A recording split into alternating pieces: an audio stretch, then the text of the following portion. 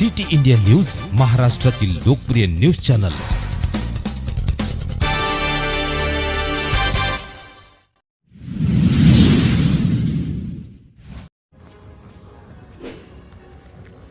प्रेमरूपी आधाराने बरा झाला मानसिक रुग्ण।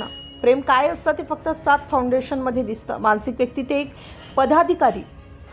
आश्रम मध्ये आज उषाताईला 3 वर्ष पूर्ण झाली। आजच्या युगात प्रेमाची जरी व्याख्या बदलली असली तरी प्रेम हे पवित्र असलं की प्रेमाने एखादा पूर्ण मानसिक व्यक्ती सुद्धा पूर्ण बरा होण्या इतपत प्रेमरूपी औषधीत ताकद असते। श्रीमती उषाताई तितरमारे, वय 54 वर्ष, राहणार नागपूर, शिक्षण BCom नर्सिंग, वडील रेल्वेमधून सेवानिवृत्त, भाऊ आर्मीमधून सेवानिवृत्त असे असताना उषाताईंचे लग्न झाले। काही महिन्यातच कौटुंबिक कलहामुळे उषाताई पतीपासून विभक्त झाल्या। त्यानंतर एका ॲडव्होकेटकडे ड्राफ्टिंग व नर्सिंग होममध्ये नर्सचं काम करू लागल्या। त्यातच त्या मानसिक झाल्या। मानसिक इतक्या झाल्या की त्या नागपूरवरून विशाखापट्टणमला जवळपास 1100 किलोमीटर पायदळ पोहोचल्या। त्यासाठी किती दिवस, किती महिने, किती वर्ष लागले हे उषाताईला सुद्धा माहीत नाही। संपूर्ण मानसिक झालेल्या उषाताईला बेघर अवस्थेत शासकीय संस्थेने कर्जत रायगडला मानसिक उपचार केंद्रात दाखल केलं।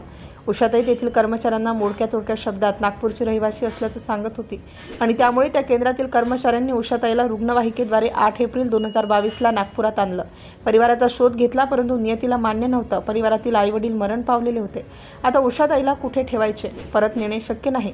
नागपूर जिल्ह्यातील आश्रम स्वीकारायला तयार नाही। अशातच हतबल झालेल्या त्या कर्मचाऱ्यांनी मला फोन केला।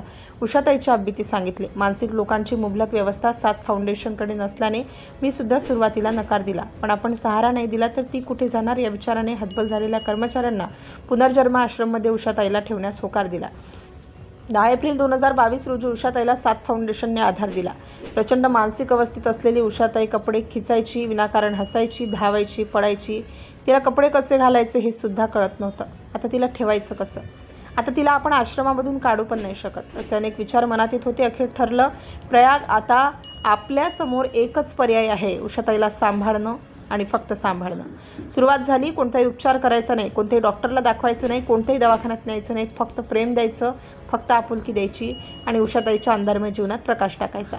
6 महिने निघून गेले। ताईच्या वागणुकीत थोडाफार फरक जाणवायला लागला। आता थोडी थोडी जिम्मेदारी उषाताईंवर सोपवायला सुरुवात झाली। 12 महिने निघून गेलेत। उषाताईंच्या चेहऱ्यावर, हातापायावर आलेल्या सुरकुत्या सुद्धा कमी पडायला लागल्या। आता उषाताई स्वयंपाक रूममध्ये सहभागी व्हायला लागल्या। येणाऱ्या जाणाऱ्या व्हिजिटरला चाय पाणी विचारायला लागल्या। येणाऱ्या जाणाऱ्याचा रेकॉर्ड ठेवायला लागल्या। स्वयंपाक करणारी आचारी सुट्टीवर असल्यावर संपूर्ण स्वयंपाक सुद्धा करायला लागल्या। आश्रमाला स्वयंचलित बनवण्यासाठी आश्रममध्ये 7 जल प्रकल्प सुरू करण्यात आला। त्याचा सर्व व्यवहार उषाताई सांभाळू लागल्या। उषाताई पूर्ण बऱ्या झाल्या। दिवसेंदिवस एक जिम्मेदारी वाढवता वाढवता आज उषाताई खऱ्या अर्थाने प्रयाग डोंगरेच्या शिलेदार बनल्या।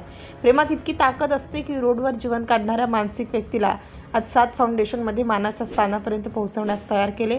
आश्रममध्ये येणारे जाणारे आज एकही असे व्हिजिटर नाही जे उषाताईला ओळखत नाही।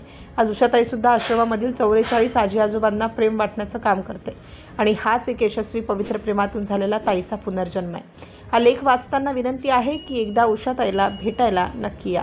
प्रयाग, संजय डोंगरे, 7 फाउंडेशन द्वारा संचालित स्वर्गीय भैयाजी गुर्जर पुनर्जन्म आश्रम, बुटीबोरी।